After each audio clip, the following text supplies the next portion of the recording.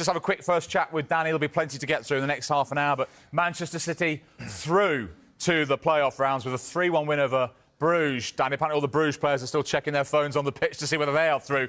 I mean, how much of a scare did they give City tonight? A massive scare. I think they came with a blame game. I'm just looking now, they're constantly, it's the coaches and the managers, they're constantly sort of refreshing the results. A bit like Lee with Atalanta at the moment.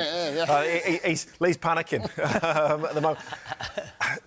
City probably just about deserved a win. You know, second half they came out, they were a little bit better, but they were not convincing in any way, shape or form. Bruges' game plan first half was magnificent. Played on the counter-attack, deserved to go 1-0 up. City got back into it in the second half. Just at one moment, Kovacic, ran through the middle. And the only time in the game where Bruges weren't really concentrating, didn't close him down, and he slots it home. Really good finish. And then suddenly they're up against it.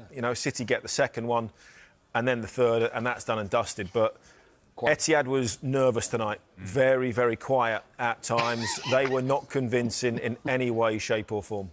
I think there's still a game or two ongoing, but we're going to start going through the full-time scores for you. We're going to bring you the final table in a moment. We're going to bring you the fixtures for who will play who. But let's start with the final scores. And what a night at Villa Park. Aston Villa 4, Celtic 2. Villa are heading through. Morgan Rogers put them 2 up inside 5 minutes with his first Champions League goals. Adam Ida then scored twice in 145 seconds for Celtic to get it all square at the break. But it was really all Villa in the second half. Ollie Watkins scored 1.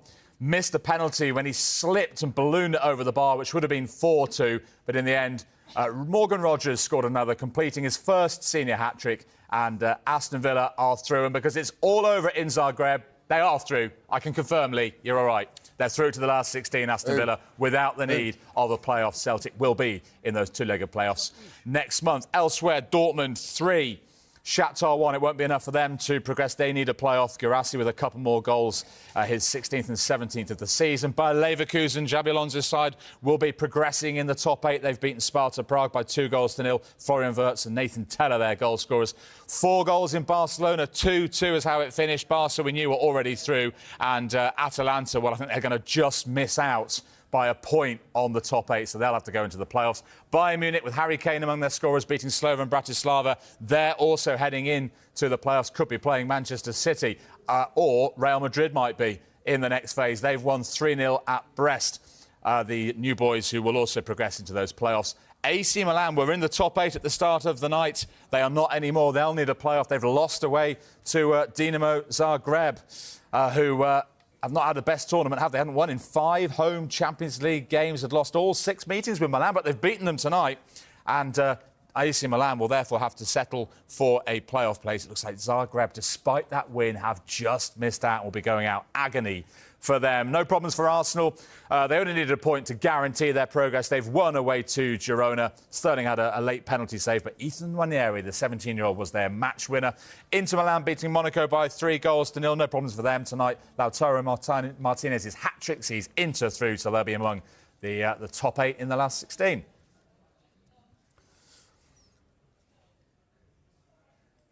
Elsewhere, Juventus beaten at home by Benfica. They are into the playoffs anyway, they'll be joined by the Portuguese side after their 2-0 win. What a win for Lille tonight. 6-1, they've thrashed Feyenoord, so they have made it into the top 8. No playoffs for Lille. Jonathan David with another goal. What a tournament he has had.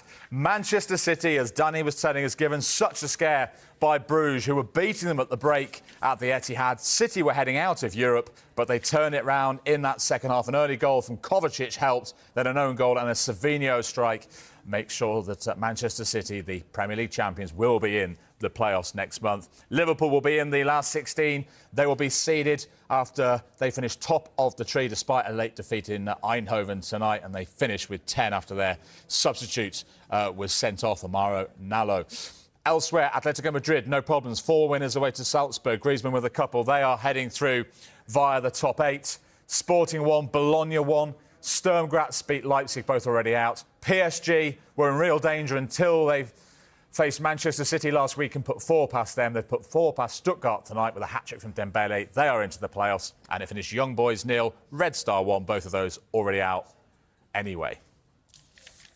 So here is the Champions League table, though. The final round of league games are done and dusted, and we now know what is what. The gold teams on the left through to the last 16 automatically and seeded. Liverpool, top of the tree on 21 points, just one defeat in their 8 games. Barcelona, Arsenal, Inter Milan, all on 19 points, join them. So too Atletico Madrid, Leverkusen, Lille and Aston Villa, who finish in the final place. And with that win over Celtic, they are through to the last 16. They don't need those 2 extra games. Next month, the teams that do: Atalanta, Dortmund, Bayern Munich, Real Madrid, the holders, AC Milan, some real powerhouses of European football are doing it the hard way. PSV Eindhoven, PSG, Benfica, Monaco, Brest, the debutants will be in the playoffs. Feyenoord, Juventus, Celtic will be there. We knew that already. Manchester City making it through along with Sporting and Bruges. And the 12 teams that are now out of Europe. Remember, no backup of the Europa League in the new look format. Dinamo Zagreb, Stuttgart, Shakhtar Donetsk, Bologna, Red Star, Sturm Graz, Sparta Prague, Leipzig, Girona, Salzburg, Slovan Bratislava and Young Boys. Those 2 losing all 8 games. So let's bring you up to date then. This is the knockout phase, the playoff for the round of 16. This is what we now know. It'll be Monaco or Brest against PSG or Benfica, and the winners of those playoff ties will face either Liverpool or Barcelona. So Liverpool will be getting one of those 4, Monaco, Brest, PSG or Benfica. Sporting or Club Bruges against Atalanta or Dortmund. And the winners of that tie, or those ties, will place Lille or Aston Villa. So for Villa, it's going to be either Sporting, Bruges, Atalanta or Borussia Dortmund. Celtic, either them or Manchester City, will play either Real Madrid or Bayern Munich. So for both those British teams, what a prospect. The winners of those playoff ties will play Atletico or Leverkusen in the round of 16. And then the other knockout ties, either Feyenoord or Juventus against either Milan or PSV Eindhoven. Remember, there'll be a draw for these knockout ties. Will play either Arsenal or Inter. So Arsenal's potential opponents: Feyenoord, Juventus, AC Milan or PSV Eindhoven. We'll let that sink in just for a couple of seconds. What we do, though, Danny Mills, is Manchester City's reward for scraping through to the playoffs is Real Madrid or Bayern Munich. Yeah, thanks for that. And after that, Atletico Madrid or Leverkusen. I think, City have ended up, because of their poor form in the competition so far, they've probably ended up with one of the hardest draws. If they're going to go on and get to a final and even go and win it, they've now made it very, very difficult for themselves. So, but it's what they deserve. That they haven't played well. They got through tonight. They were a little bit better in the second half. Savinho came on the left-hand side at half-time, was a little bit more dynamic. Ran at people. Before that, Phil Foden wants to come inside. Although he's left-footed, plays on the left, he wants to come inside, play little 1-2s. Never really happened for City in the first half. Bruges were very, very good. They had a game plan, and up until half-time it worked. City hadn't had a shot on target. It was only Kovacic where he picked it up, ran from the halfway line. No one closed him down. No one sort of seemed to think he's going to shoot. He might have a shot here. He kept going, he slotted one into the corner, and then Bruges maybe panicked a little bit, got a little bit nervous. And then when they went 2-1 down, and then the manager strangely took off their front 3 players. And they were clinging on. Obviously, they finished in the final places in the end. They've got away with one. But City scraped through, simple as that. They were not at their sparkling best. They had 1 or 2 half chances, but did not create enough opportunities. Didn't have the intensity that we've seen from City, either with the ball or without the ball. And like I said, they've made it incredibly difficult for themselves now. Real Madrid ain't going to be happy. No, they're not, no. Real Madrid or Bayern Munich, they're not going to say, oh, yeah, we've got Man City. They'd be devastated with drawing Man City. Yeah. I know they've had a poor time. No one wants these extra games. Ideally, you want to go through in the top 8. But you haven't done it. They've got themselves out of jail. I look at it differently for City. I think a game you need to win, at home to Bruges, you go behind in the game. I think his side, and he will take massive amount of credit and he will give his team a lot of comfort, the fact that they showed grit and determination to pull it out when they needed it most in the second half of that football match. And they've gone out there and they've produced a result. And they've got through we never saw in the first half. Dan, you didn't see him scoring at all. No. But something happened. He made the changes and it worked. When they got the goal. games? Kovacic. Because City have got injuries. They've got a massive problem at right back. Matheus Nunes cannot play right back. Yeah. And he's not going to be able to play right back against Vinicius Junior. You know, that is for sure. If they kept giving it, or remember even their new signings can play in the playoffs. Yeah. Well, we saw what happened there at the weekend. Yeah, that wasn't great, was it? not the greatest of endorsements. But even or Bayern Munich, you know, it could be Sane or anybody like that. They're going to have a field day down that right-hand side. City won't keep a clean sheet, you know, in that game. That would be my worry for them. City don't have a lot of pace. You know, Doku wasn't in the squad this evening. I assume he's got an illness or an injury. Yeah. Even if they bring Grealish in, he's not got a huge amount of pace. They played Foden wide on the left, Bernardo Silva wide on the other side. There's no fullbacks looking at that and going, that worries me, because everything is played in front of you. And the way that City are in that midfield, which is now an aging midfield with De Bruyne, with Gundogan, you know, in those areas, they don't have the intensity to go and press anymore. They don't have the intensity, everybody's moving. So when you get the ball as a defender or midfield player, you've got 5 or 6 options to pass to, and no one can get near you. PSG showed that last week. If you were going to press City, you can get at them. You can win the ball off them high up the pitch and cause them real problems. So I agree with Tim. Bayern and Real Madrid are going, yeah, don't really want them. But if we're ever going to play City, this is the best time to play them. Do you really still think, Tim, and you said it earlier, that playing as they are at the moment, Manchester City can go all the way? I think they can improve, and I think they're right there. If they get through, listen, I don't know when it is. It's a mid-Feb, yeah. to get the two-legged. You know, there might be a different look to them. They might sign some more players. Mamouche is a different option for him. He gives them more spark, and he does give them the pace. He does run in behind. I think they're a danger to anyone. I really believe that, and I think they prioritise the Champions League. That's the big prize out there now, and they've got the beauty of they've got a big squad of players still, even though they're getting injuries. Hopefully they get a few back. Ruben Diaz, you know, something like that. You know, a centre back who's commanding and dominant. They might have to counter-attack against him both sides. You know, it'd be good to have Vincent Kompany. I think if you're going to choose, you'd rather have Bayern Munich than you would Real Madrid, because we know how they come alive in this Champions League. So Vincent Kompany to come back to the Etihad would be a great story. I still give him a chance. I wouldn't write him off at this stage, but you're absolutely right. On the evidence of what we've seen this season, you can't really give them much hope, but I give them hope because I've seen them in the past. I've seen what they can produce, and I think they're capable of producing. You know what, Danny makes a good point. Sorry, it's 2 weeks' time is the first leg. Oh, wow. That's after the FA Cup as well. So that's not a huge amount of time to get those players fit. It's not a great deal. It's not where they can go, well, actually, Ruben Diaz might be back by then. Doku might be back by then. Yeah. 2 weeks is not particularly long. And, of course, you've got a game the week after that as well, you know, sandwiched in. So he might have to sacrifice the FA Cup as well. That's difficult. Yeah. They are still 6th favourites, Manchester City, by the way, to win the Champions League, despite scraping through tonight to the playoff rounds. We must move on and talk about Aston Villa 4, Celtic 2. What a match. Morgan Rogers with a hat-trick. Lee Hendry watched it for us. Both were guaranteed a playoff place, but as it is, Aston Villa go through automatically. In their first season in the Champions League, they're among the 8 best teams in the competition. I mean, how big a feather in the cap of Unai Emery is that? You sound surprised, Jules. No, listen, it's a massive achievement, and it really is. I mean, the season's been, you know, up and down all the way, but, you know, just to have a brilliant start in the campaign and then a super finish and qualify is absolutely brilliant. It really, I mean, it was some game to watch. I'm not even joking yet. It was end-to-end. Celtic were very good.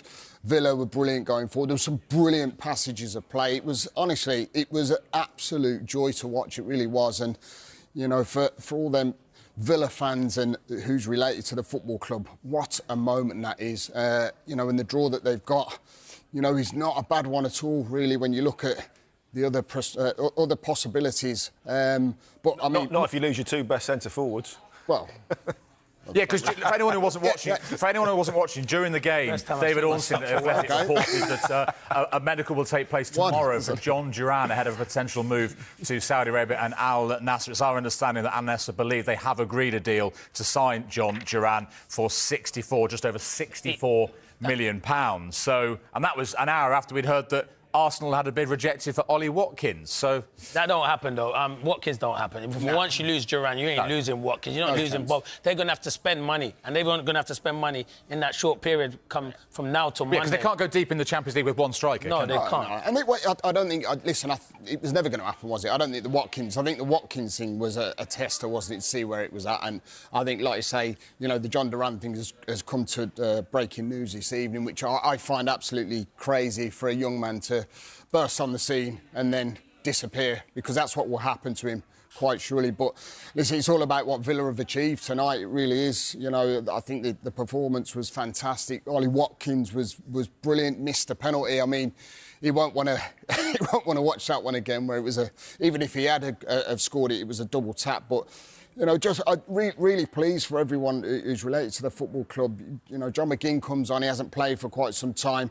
He sort of gives that goal and gives Celtic a lifeline by just being too keen, but then is instrumental in one of the goals that just see Villa go and just dictate the second half, which they thoroughly deserved. I mean, like I said, it was absolutely brilliant.